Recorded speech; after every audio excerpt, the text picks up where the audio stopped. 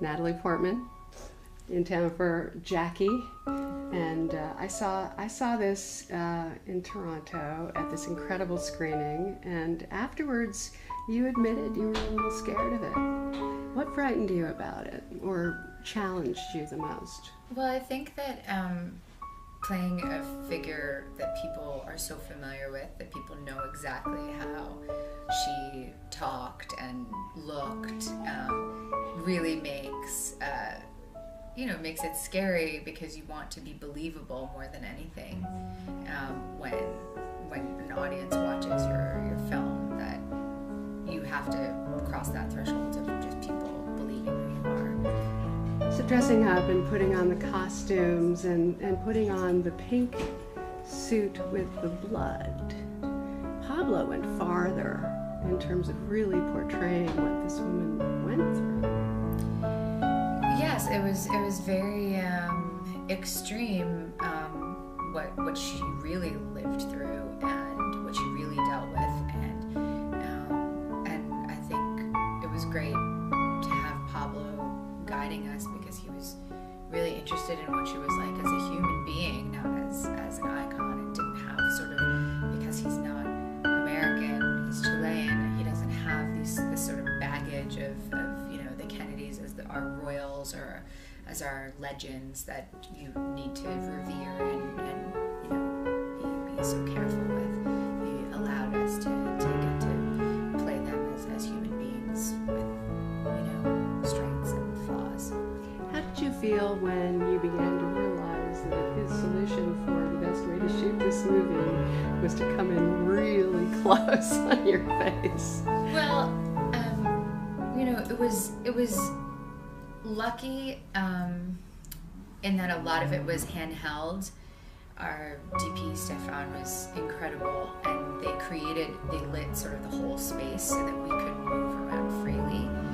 And it became a sort of dance almost with Stefan, because he also operated the camera. And it was really incredible, because I think it gave us a lot of freedom to improvise, to go different directions, and to feel free in the space as you would in your own house, which, primarily we were shooting in the White House. And so that was actually a gift. And then also, when the camera is that close, you also have the operator that close and the focus puller that close. And a lot of the scenes where I'm alone, you actually have someone to communicate with, because you're feeling energy with them, and they're very emotional, invested people in the story as well. And so you have someone with you that you're communicating with, and that's also how the audience is experiencing the emotions through their eyes. So it's great that they are sort of characters in the scene with you. The scene that I remember that you're bringing to mind right now is in fact in her bedroom, very white, and this is the one time when you're utterly alone, where you act out fully. That was fun. Yeah, well, Pablo had this great idea of sort of her sort of farewell to the house and to her role as First Lady, sort of trying on all her dresses and drinking and smoking and walking around by herself. That of course is complete imagination, but it does give such a great sense of her sort of trying on all these identities that she's had and all these roles that she's had, and the identity crisis that she's left with when she's no longer her husband's wife, she's no longer the First Lady of the country, and all of these ways she's defined herself are now taken away overnight, and she has to reconstruct her identity. So she leans a lot on Bobby, played by Peter Sarsgaard. Yes. Very well. A wonderful Peter Sarsgaard, yes. So the two of you had to navigate the accents. That, to me, was probably the highest order of difficulty for both of you. It was definitely challenging. We had a great dialect coach, Tanya Blumstein, who worked with us, and the thing that's hard is that they're not very common accents. For Jackie, it's a real combination. It's almost, you almost get sort of like a diagram of her upbringing or her background, because she has this very sort of Long Island, New York accent where, you know, she says things like talk and walk, and but then it's mixed with this like prep school, finishing school, cosmopolitan, aspirational, mid-Atlantic thing where she'll say rather, and you know, the L's can be light, you know, she'll say lovely, you know, like and so that combination is really, really particular to her. But luckily there's also a lot of materials on her, you know, both visual, like, you know, the stuff you can find on YouTube of her doing interviews or the White House tour. And then there's also a lot of audio tapes of her speaking privately, you know, and interviews with Schlesinger that were really helpful because he was a friend of hers as well. So you could kind of see how she talked privately compared to publicly. She really had this very soft, whispery kind of, almost, I don't want to say baby voice, but there was a girl-like quality. Yes, and that's much more in the public stuff than in the private. You hear the register of the voice dropping, the speed going faster. I think that, you know, it was very much one of the ways she wanted to present herself, because of course it was much more acceptable to be very sort of feminine and girly, and, you know, it was surprising to me too how breathy and whispery her voice was in those public appearances. So what she does when she finds this inner strength is basically stand up against everyone and say, and it's Jack Valenti too. I don't know if you ever met Jack Valenti. No. I knew him. Right. When he was the head of the MPAA. Right, he was a figure here in Hollywood. Yeah. But as a much older man. But she actually is doing that for what reason? For her children, for her country, for her husband's legacy. This is the cortege, the funeral cortege. Yeah, I think that's one of the beautiful things about Pablo's movie, is that, you know, it doesn't tell you what to think, and it raises these questions of, you know, who's it really for? Is it to honor her husband? Is it because she has an ego herself and wants to make herself a queen? Is it, you know, to give her children, you know, great legacy of their father? Is it to give the country courage that it's safe to even walk around, because obviously the terror after something like that happens is enormous.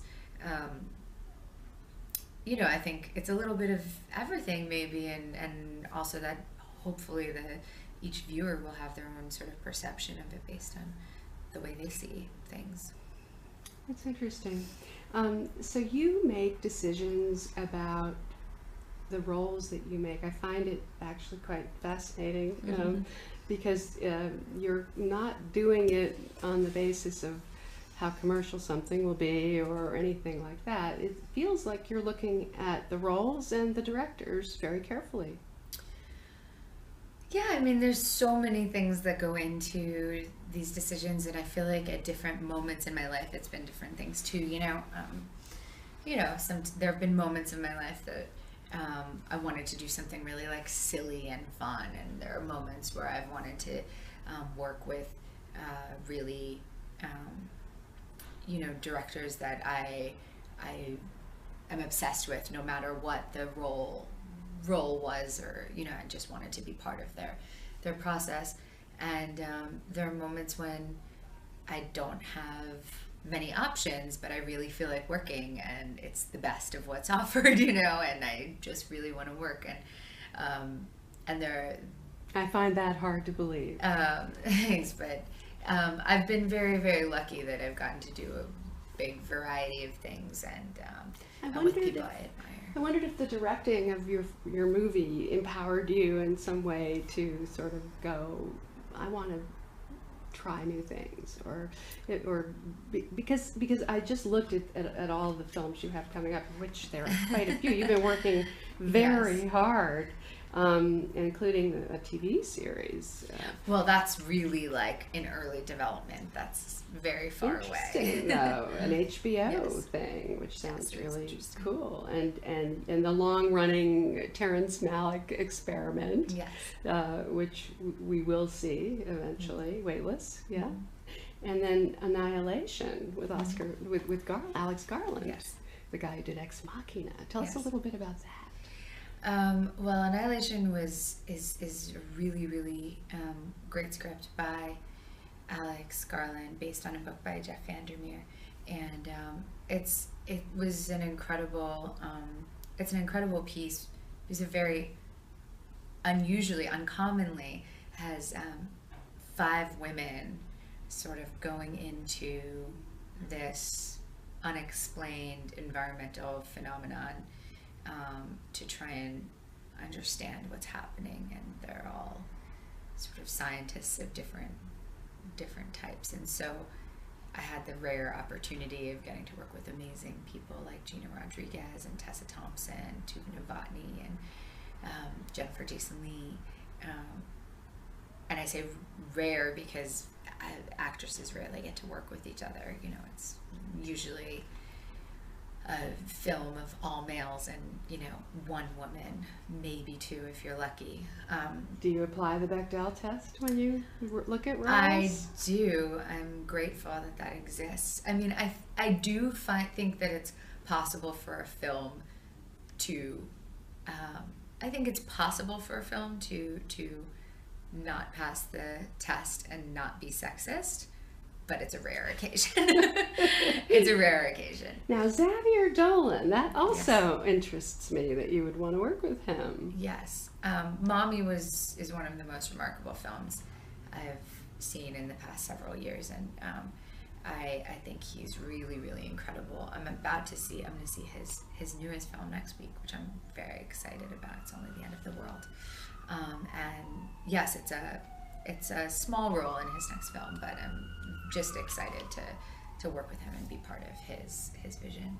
So at the beginning of this process, you had worked with Darren Aronofsky before, and obviously in your Oscar-winning role in Black Swan, but he developed this project initially. So were you ever attached to it to begin with before Pablo came on board? Well, Darren had sent it to me like 5 or 6 years ago when he had already decided not to. He had acquired the property, but had decided not to direct it.